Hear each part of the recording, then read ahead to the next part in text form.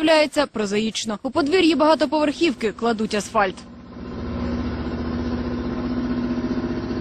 Навколо будується чимало будинків, крани майже в кожному подвір'ї. Тож цілком імовірно, що звуки, якщо вони навіть і були, насправді долинали саме звідти.